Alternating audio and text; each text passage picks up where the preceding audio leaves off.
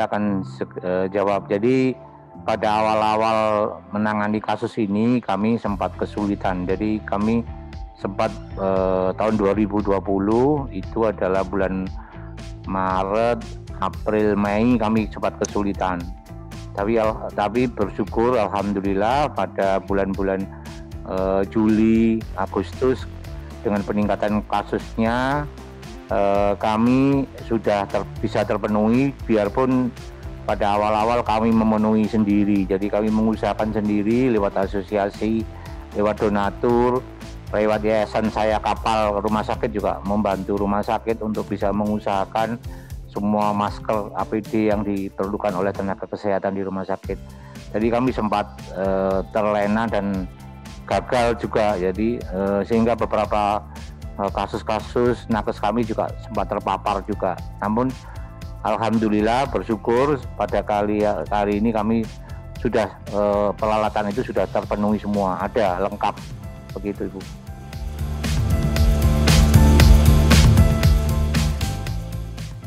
Baik, jadi kalau saya pribadi anestesi, seorang spesialis anestesi itu memang terbiasa dengan stres-stres yang mendadak, stres-stres yang tiba-tiba muncul. Namun kami juga kesulitan dengan teman-teman sejawat lain yang bukan dokter anestesi, jadi teman dokter paru-paru, teman dokter penyakit dalam, teman dokter kandungan yang harus melahirkan dengan COVID positif dan lain-lain seperti begitu. Mereka juga ketakutan setengah mati. Jadi kami sebetulnya lewat asosiasi profesi kami mengadakan pelatihan, dan yang paling sering adalah pelatihan Zoom kami adalah lewat profesi Ikatan Dokter Indonesia. Kami sering melakukan pelatihan. Ya, tapi kalau pelatihan dari rumah sakit, kalau pelatihan dari tempat kami kerja di rumah sakit, pelatihan itu hanya cuma sekali pada awal-awal itu aja, dan itu pun menurut kami tidak efektif karena sebagai sifat manusia kadang-kadang lupa, kadang-kadang teledor, dan kadang-kadang stres. Nah, karena itu sekali lagi memang pada awal-awal kami, tapi kalau kami di anestesi memang sudah terbiasa begitu, jadi kami masuk dalam posisi yang memang harus serba bisa. Jadi memang kita harus bisa mengelola sendiri bagaimana kita menyisihkan waktu olahraga kita, senam olahraga kita sebelum berangkat, kemudian mengelola waktu istirahat kita rata-rata bersyukur alhamdulillah saya masih bisa istirahat 4 jam, 6 jam, habis itu bangun berangkat lagi ke lapangan untuk bisa mengelola pasien-pasien COVID di tempat kami kerja.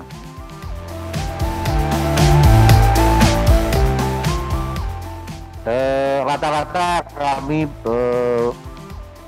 kurang lebih hampir 18-20 jam.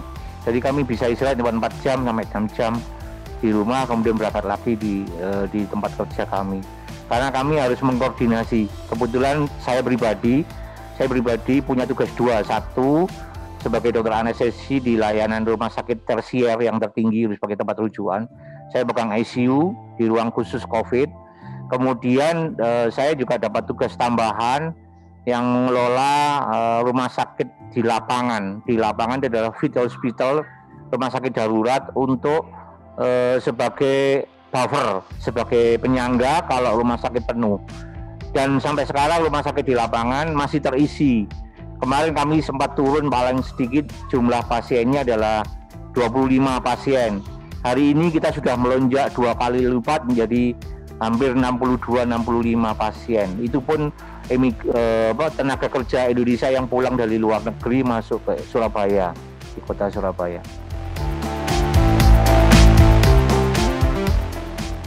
Ya betul, kegiatan ini meningkat semenjak awal Maret 2020 kemarin ya. Kemudian tapi sebelumnya jadwal kami ya rata-rata di atas 14-15 jam ya, karena kami juga di Indonesia kami dibolehkan menangani 3 rumah sakit. Kita bisa 3 tempat kerja di rumah sakit, dan karena kerja kami adalah seorang dokter anestesi dengan spesialisasinya adalah critical care, maka kami pasti akan jadi pulang terlambat. Jadi kami akan menangani pasien-pasien dengan gangguan napas yang perlu mesin ventilator, kemudian ada gangguan gangguan hemodinamik atau jantung yang perlu support obat-obat supaya jantungnya tidak berhenti dan lain seperti begitu. Dan yang sekarang yang paling hebat di COVID ini, kami juga memasang namanya ECMO, ya, extracorporeal mesin untuk oksigenator. Jadi seperti heart lung mesin yang kita kerjakan untuk pasien-pasien kritis. Dan itu yang sangat melelahkan karena memang harus monitor ketat, kemudian beberapa laboratorium yang harus itu, lab-lab yang harus itu, kemudian mengawasi gangguan perdarahan yang menyebabkan mesin itu tidak boleh gegabah untuk memasangnya.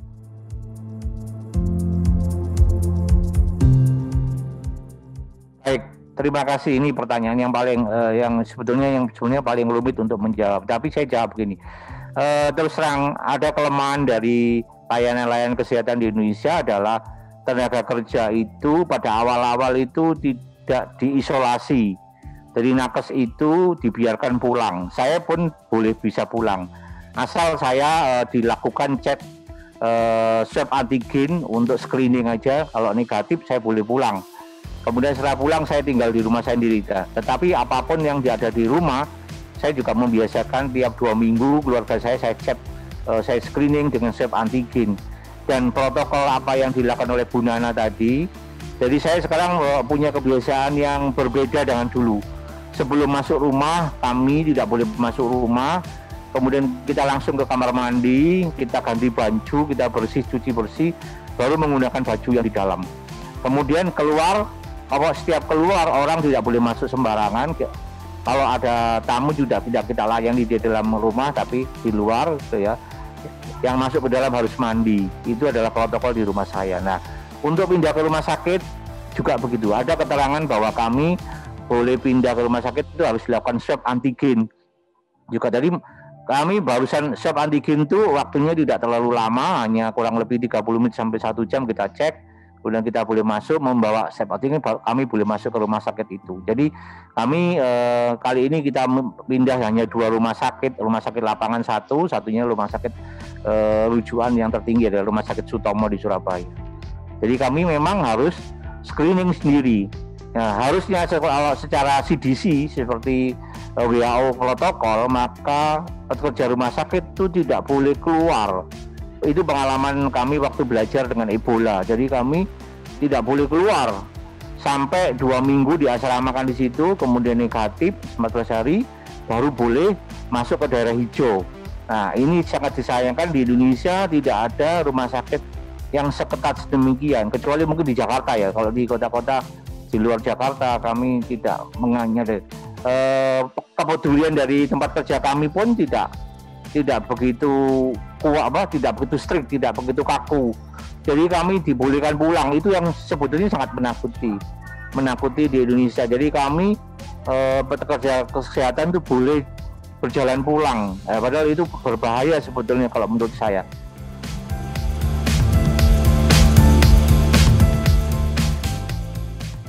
Ini juga kelemahan dari pelayanan tempat kami. Jadi kami masuk menggunakan APD level 3 tadi. Jadi kita menggunakan hazmat level 3 itu adalah masuk yang berhubungan dengan pasien. Kami tidak pernah menggunakan level 2, kami menggunakan 3. Kemudian keluar dari situ kami ada peraturan tidak boleh keluar dengan baju hazmat, tapi langsung dilepas di situ dan kita mandi dengan shower, mandi bersih.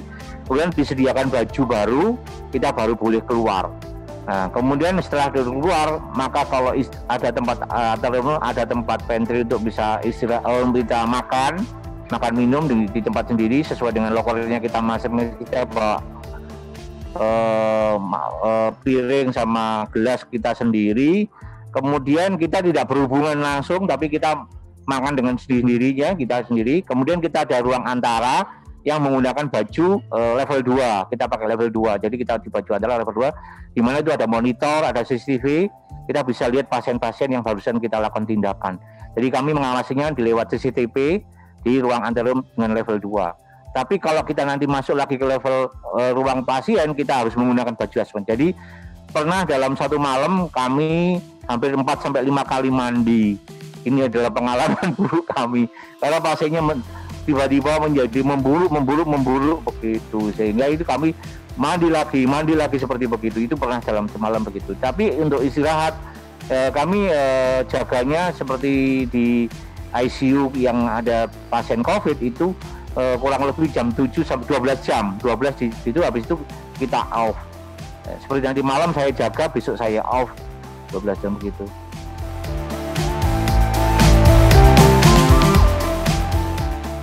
Iya betul. Saya justru mengamati titik kelemahannya ada di tempat di situ, betul. Jadi saya mengamati. Tapi kami sudah mengajukan suatu usulan, kami sudah mengajukan suatu rekomendasi ke pimpinan. Tetap aja kendalanya adalah rumah sakit itu tidak bisa mengelola itu secara benar sesuai dengan protokol CDC dan itu sudah beberapa teman kami dari Jakarta, dari beberapa konsultan sudah mendinasikan kembali lagi pada kebijakan rumah sakit yang tidak berpihak pada tenaga kesehatan.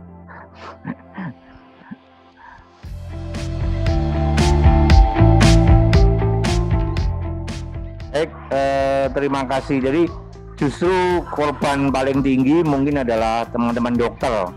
Teman-teman dokter ada ya banyak yang meninggal, dari mungkin sudah bisa beritanya sudah berada di luar bahwa kami dokter banyak yang meninggal, kemudian perawat kami juga banyak yang meninggal. Di rumah sakit saya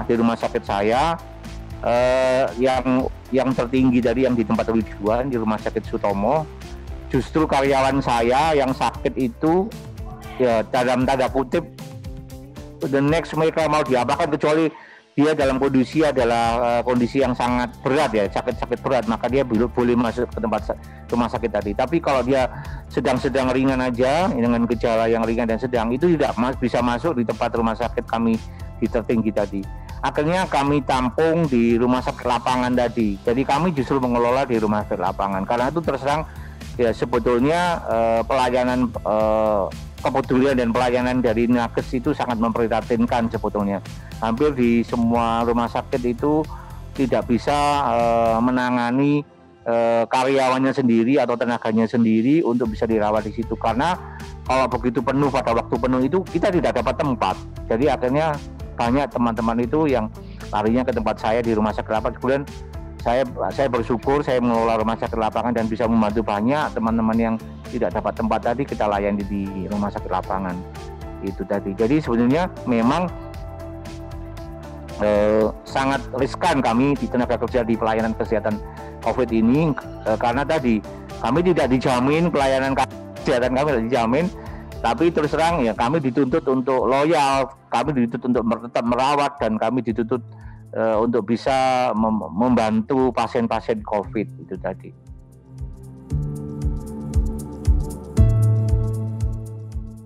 Sebetulnya hasil dari ini apa yang sudah ingin secara global dari proposal ini yang disampaikan ke saya itu betul bahwa itu memang terjadi di lapangan seperti di tempat kami.